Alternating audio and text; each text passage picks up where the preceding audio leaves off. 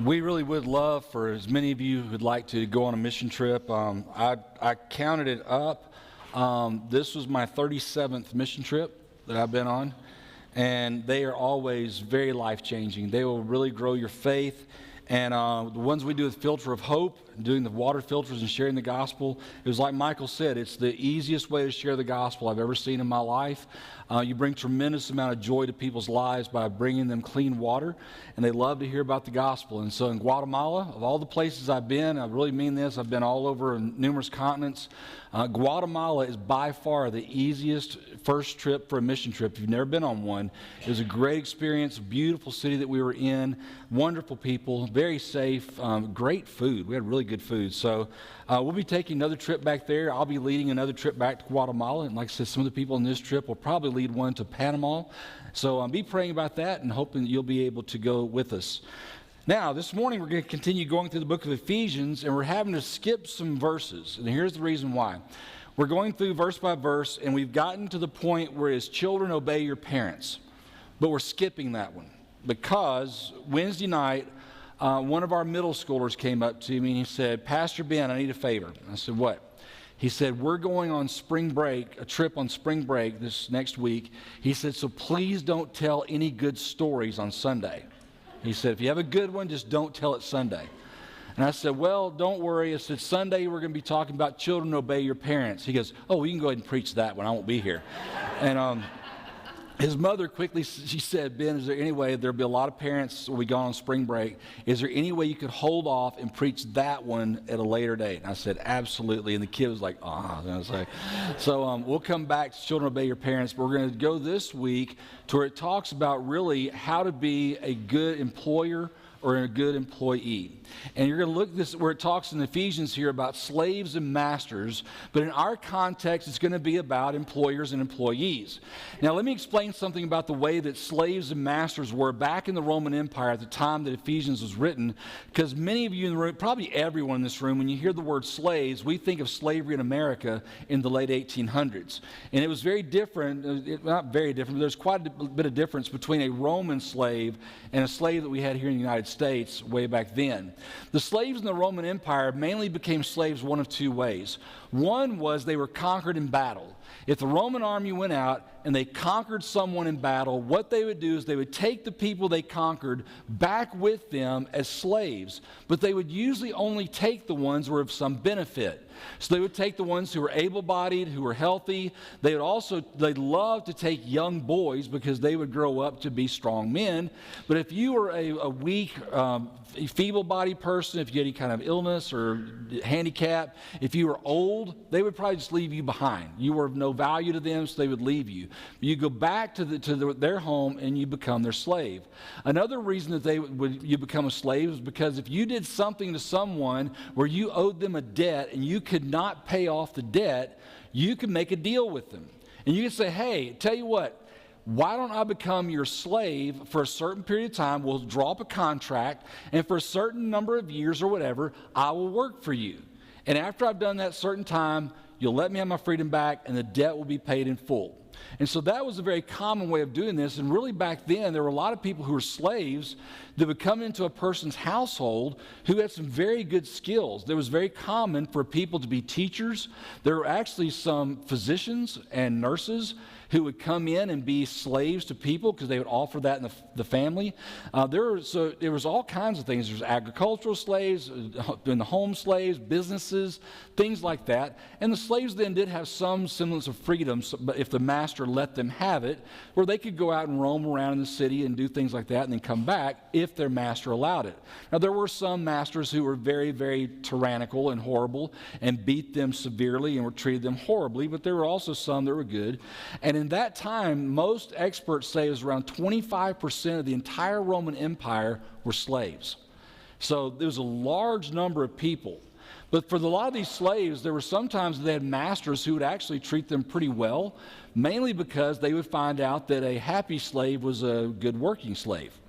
And they also had an understanding, because it's a little bit different from what we think of as slavery in America. The slaves sometimes had a little bit more access to where if they didn't have a good master, they may wait for the master to fall asleep and take care of the master. And so there was some impetus to kind of keep them happy, but it ran the gamut in the slaves of the Roman Empire as far as how they were treated, how much freedom they had, and why they were a slave. But basically what they were doing back then is what we would come today and say is an employer and an employee. And the principles proved to be very similar and very close about how we are to act in a work environment. Now, some of you are retired. You can sleep, okay? You get the week off. The rest of us are going to talk. Now, I'm going to do a little, this shocked me in the first service. I'll be interested to see what happens in the second service. I want a show of hands. I'm not going to make you say anything, just show of hands. How many of you have ever had a bad boss? That shocks me. First service is like the same thing. Everybody, I thought there'd be like 20 people. I was like, no, shoot. Okay, another question. How many of you have ever been in a supervisory role? Manager, supervisor, boss? Okay. Another question. How many of you have ever had to fire someone? Wow, that really surprises me. By the way, the most stressful thing I've ever did was fire someone. It was horrible. She completely 1,000% deserved every single bit of it, but it's tough. Yeah, so work is stressful, isn't it? But if you're in a good environment, it's really great. One more show of hands. How many of you ever had a good boss or supervisor? All right. Christy's hand was up. Mitch's hand was not. So I'm watching. Yeah, a great work environment. If you have someone who's a great boss, it can make life great. It really can. But I tell you, for me, one of the most stressful situations I've ever been in was when I had a job I didn't want to go to. It's brutal. And so we looked this morning, and we're going through this big passage of Ephesians that we've been in for a few weeks, where it talks about the three main areas that we have probably the most conflict in relationships, and every one of them involve positions where there's an authority and there's people who must submit to authority. The first one is in marriage, the other is in children and parents, and today is in work. And those three areas seem to dominate our lives, those relationships, marriage, family, work. And if those three are out of whack, it really makes life difficult. So today we're going to look at this whole concept of how are we to behave and how are we to be in the workplace, both as employees and as employers. So Ephesians again talks about slaves and masters. This is what we'll be looking at as far as bosses, supervisors, managers, and then employees.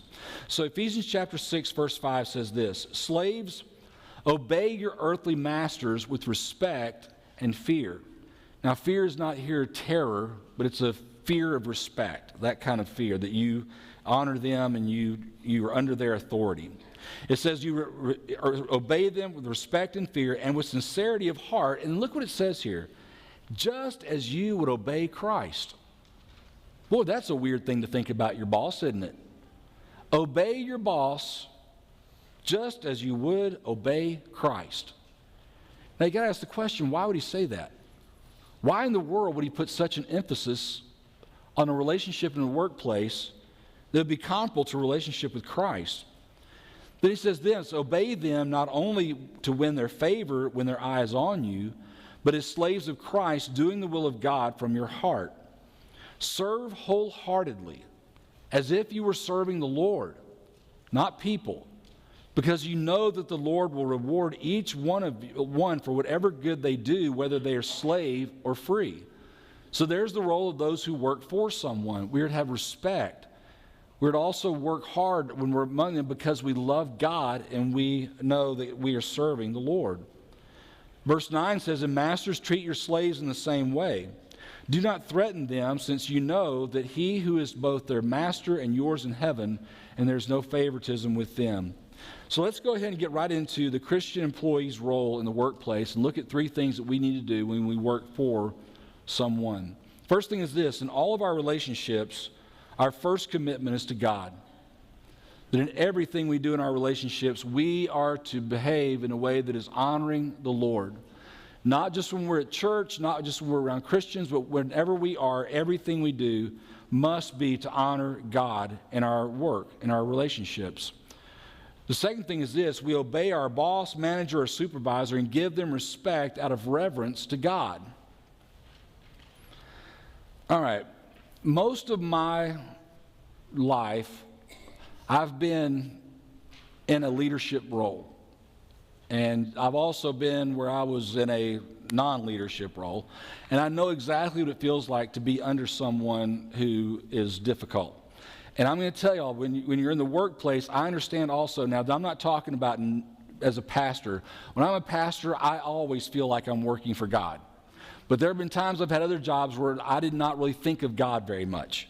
The biggest one was when I worked at a lumber yard when I was in college. And my job turned into working in the yard. There was the inside part, then there was this big outside yard where all the lumber was, the shingles, all this other stuff you could buy. And my big job was to run the forklift. The reason I ran the forklift is because my boss said he couldn't trust any of the other ones to not be hungover. So he knew I would be sober, and so I ran the forklift most of the time. And when I was out there running a forklift in the Texas heat, loading trucks for people that were all these contractors who most of them were kind of jerks to me, and they were in a hurry and they wanted it now, and it was just not fun. The ground that we were on was dirt, and the wind would blow out there in West Texas. You get dirty. It was hot. I'm riding a forklift, getting yelled at. I wasn't thinking about praise the Lord for this glorious day. God was not real heavy on my mind. And I had an assistant manager who he had a power trip going like you've never seen before. And he thought the reason that he got the job as assistant manager was to tell everybody how it was going to be. And there were many days I wanted to run over him with the forklift. And so I understand being in those situations where you go, man, it's hard to concentrate on what God wants and do this out of reverence for God, because the environment is so toxic. The environment is so difficult. But he says here, when we work, we are working out of reverence for God. And you go, why though? Why would we be doing our jobs? Because let's think about it. If you were honest, okay, and I said, why do you go to work? I bet nobody in here would go to honor the Lord. Everybody in here would go to get the what? Money. Yep, to get the paycheck. That's why we go to work, to get the paycheck. But the Bible says here, as Christians, we have a different motivation.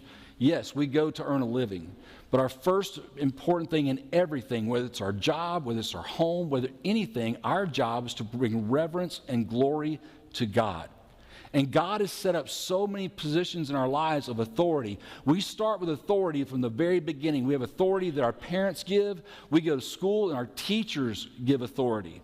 We have principals that have authority. Eventually you get out and you go to work and your boss has authority. The government has authority. The police have authority. We are constantly under authority. But you know what's the problem with people? We don't like authority. People don't like being told what to do. And here's the deal. If you can't understand how to submit to earthly authorities, you're going to have a really hard time submitting to the authority of God. A really difficult time.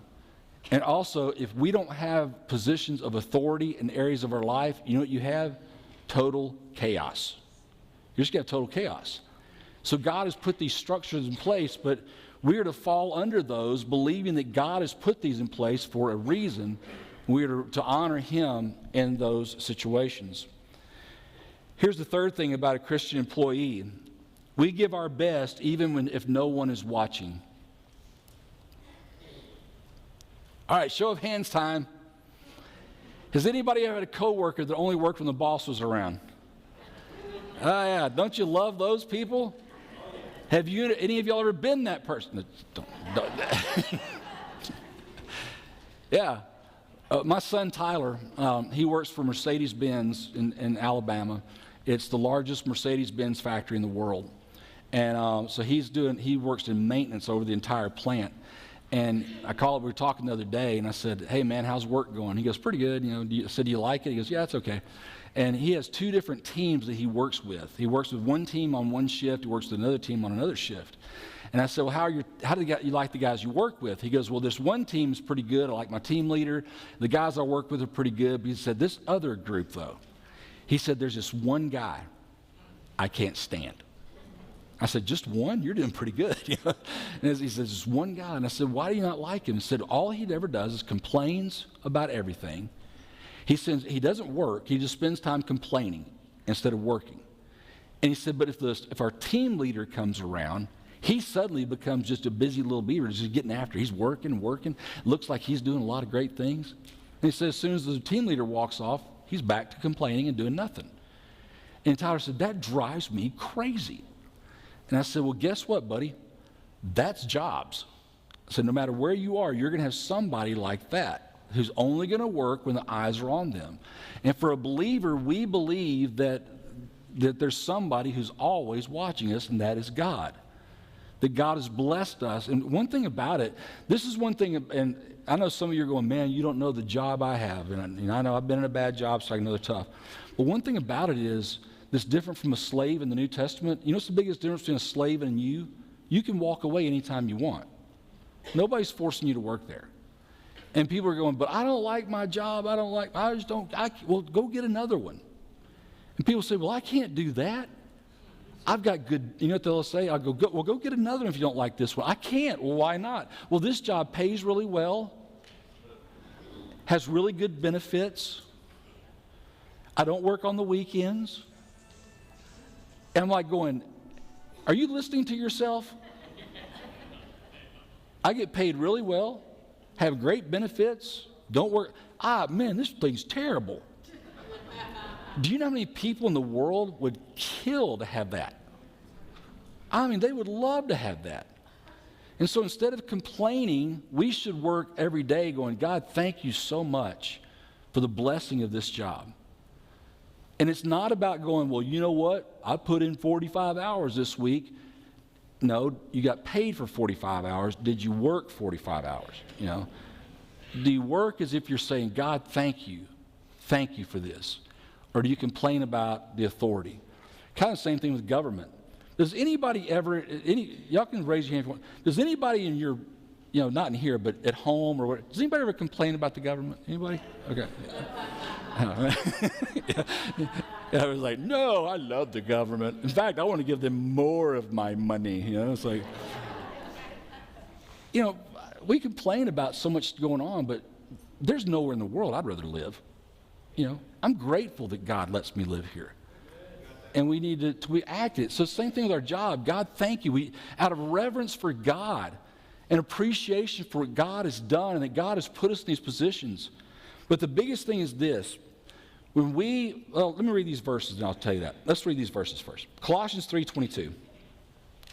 Slaves, obey your earthly masters in everything, and do it not only when their eye is on you and to curry their favor, but with sincerity of heart and reverence for the Lord.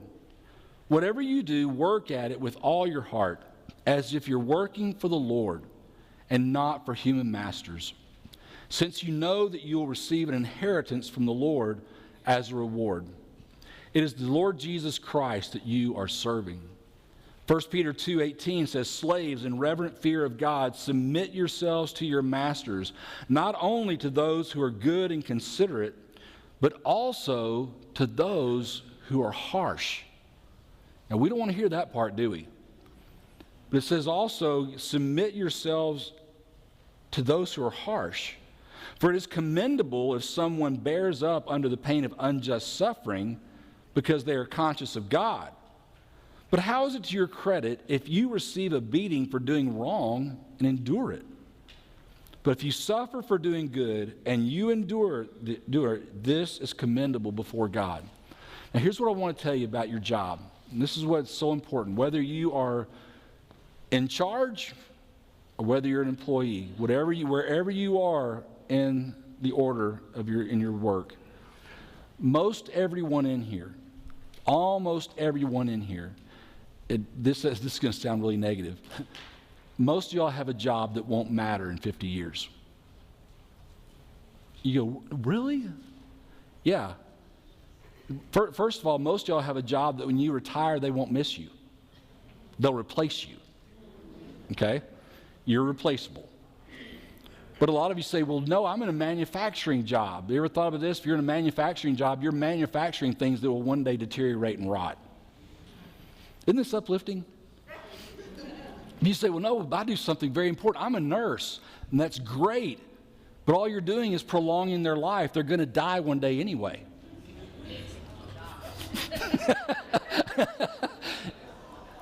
When you think about it that way, most of us have jobs, and you go, what am I working toward? You know, does this have any eternal significance? Most jobs don't. So your main focus shouldn't even be, well, I'm just going to produce this, or I'm going to provide this service or whatever. You know what your main job is as a believer that does have eternal significance? You may be the only Christian they'll ever know. You may be the only way they'll ever hear the gospel is you. And I'll tell you this, and I mean this from the bottom of my heart. My job is really great. I love my job. Not very stressful. It's wonderful. And I deal almost exclusively with Christian people. I mean, I work with pastors. Christy's a secretary. Our secretary, she's a wonderful Christian woman. I just work with Christian people, and people that come into the office are Christian people. Yes, I'm in that environment.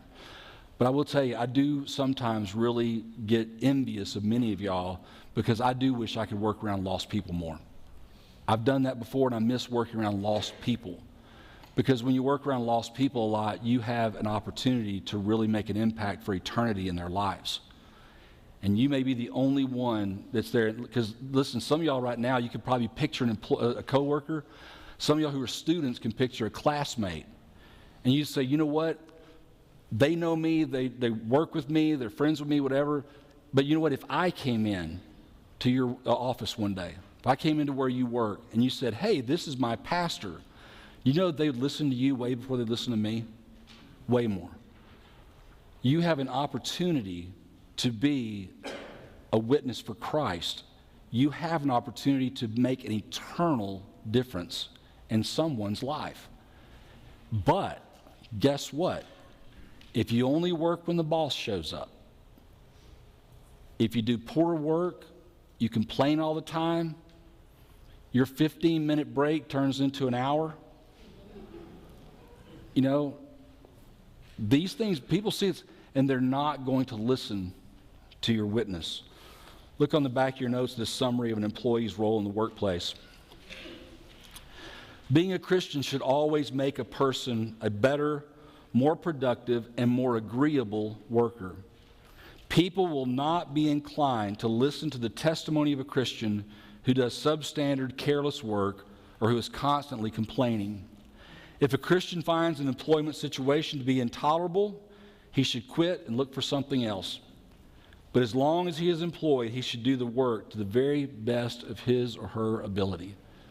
We should be the best workers we have. In your job, as a Christian, you should be the best employee at your job. And people should see that in us.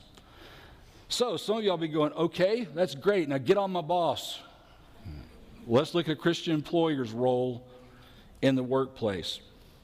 And hey, don't go to work tomorrow and go, boss, you need to see what my pastor said that you need to be doing. Okay? That probably won't go over very well. So let's look at what it says about a Christian employer. It says, masters, treat your slaves, look what it says, in the same way. Now, what is the same way? Remember what it said about employees? You treat your masters with respect. You treat them the way that they're supposed to be treated. And he said, you know what? If you're in charge, if you're a supervisor, a manager, a boss, you treat them in the same way, with respect, with kindness. You do the work, and you are there, and you are there to help motivate them and encourage them as a believer. Let's look at these four things about how to be a Christian employer in the workplace. First thing is this: a Christian employer's motivation and goal should be the desire to obey and please God above all things. That you don't just act like a Christian at church. You act like a Christian when you're in the workplace. And you have a tremendous, tremendous ability to influence the lives of people that you supervise when you act and do the things that would honor and please God. The second thing is this: a Christian employer makes decisions based on God's standards of righteousness, truth, and honesty. When you're in charge, this should be your motivation. It should be God's standards of righteousness, truth, and honesty. My brother-in-law, my sister's husband, when he passed away, he was the vice president of Charter Cable, which was the largest cable company in the world. He was the vice president. And before that, he was the head of the entire St. Louis, Missouri region for the cable company. So he was the guy. He made the decisions. And so my brother-in-law, he would tell me that he had to make decisions about the budget and the cable, and there's millions and millions of dollars we're talking about here. Well, he looked at it, and he decided that he was no longer, when he got the job, he took off the Playboy channel. That's what he decided to do. And he said, I'm not going, if I make the decisions, we're not going to have that offered. And he said, even if he said, you know what, even if I did it because I'm a Christian, but even if I weren't a Christian, it was a losing situation with money-wise. It didn't make sense. They were losing money on the Playboy channel. But he said, I don't want that on there, and if I can make that decision, it's coming off our request. Now, this is St. Louis, Missouri, big, big city.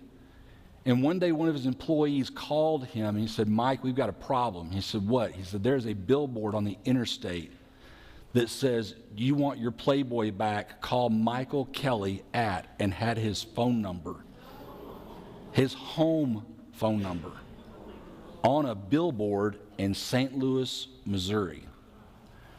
And Michael was getting phone calls with all kinds of horrible, horrible threats against him for taking away their Playboy. And eventually they left. They moved out of St. Louis because it was kind of scary for my sister and for them. But he wanted to do what was right. And one of the things about my brother-in-law, my brother-in-law, he passed away when he was 47. He adopted 8 children, godly man. He would share the gospel with anybody. He's one of those people I've always wondered, God, why did you take him? Because he's just one of the finest people I've ever known. And one time he invited Shelly and I to come up to Nashville when they lived there. And the Tennessee Titans were going to be playing a playoff game there in Tennessee. And he had a luxury suite. He said, why don't you come? Y'all can sit in my suite. We'll watch the game. It's a playoff game. It'd be a lot of fun. Well, normally the luxury suite was for his clients, where he'd come in and entertain them. Well, we went to this one, and all he did was invited a lot of his employees to come and bring their families to sit in the luxury box. And I thought, well, that's a nice little gesture, that's a really nice thing. And we got up there, and it was so awesome that here's my brother-in-law, who was like a brother to me. I'd known Michael since I was 10 years old. He was my best man in my wedding. We were very, very close. And I had these people walking up to me, and they said, you're Michael's brother-in-law? And I said, yeah. And they said, I want you to know Michael's the finest man I've ever known. Said, Michael has done more for me and more for my family. And I had this one girl walk up to me, and she said, you're Michael's brother-in-law? I said, yeah. And because they all knew each other, I was the odd man. They said, you're Michael's brother-in-law? And she said, yeah. And she goes, I'd never heard anything about Jesus till I met Michael, and Michael led me to the Lord. And he had that kind of impact. But he was a guy who, his job, he made a lot of money. He had a lot of influence with a lot of people under his authority. But when you talk to the people about him, the one thing they always talk about was he was incredibly honest. He was incredibly kind. He was incredibly trustworthy. They loved him. And one thing that I started hearing, though, is they saw Jesus in my brother-in-law. And that's an amazing testimony to a person. And so a Christian employer will make those decisions based on God's standards of righteousness, truth, and honesty. The third thing is this: a Christian employer seeks fairness, not favoritism. Okay, another show of hands. I love this. This has been fun this morning. Has anybody ever worked with someone who was always brown-nosing the boss? There's some people like revivals breaking out in the back row back there. Yes, Lord. Yes. 5 of them. Yeah, a Christian employer is not going to look at fairness, because I know some of you have been the victim of this. I don't know if victim's the right word, but it's what I came up with. Some of y'all may be the person who said, you know what?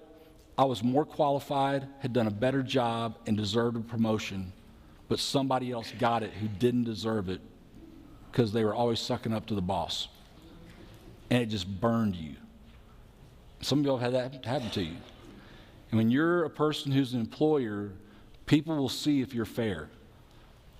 What people don't want you to do what they want all the times, but they do want you to be fair.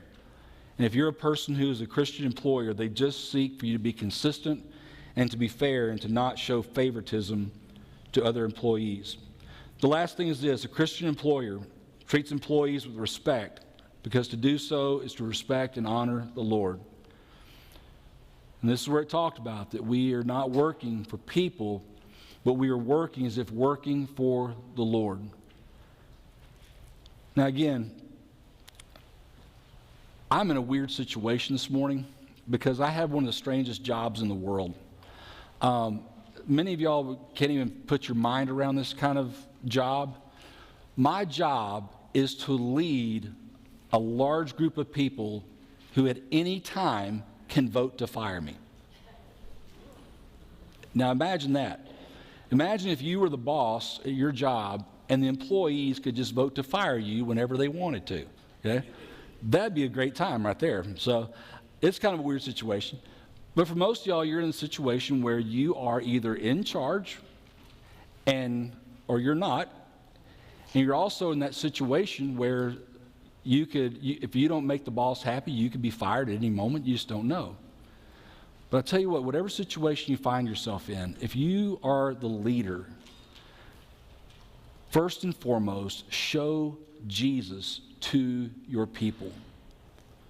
Because like I said, you may be the only person they ever see that has Christ in their life. If you are an employee, I will tell you this, as a person who has had management roles, there is nothing better than a great employee. Nothing. There's hardly anything more stressful than bad employees. You be a great worker, do what you're told, respect them as if you're working for the Lord. And I promise you, when you do that, your coworkers will see it, your boss will see it, and you will be a witness for the people around you. Those are the things that will last for eternity. Let's pray together.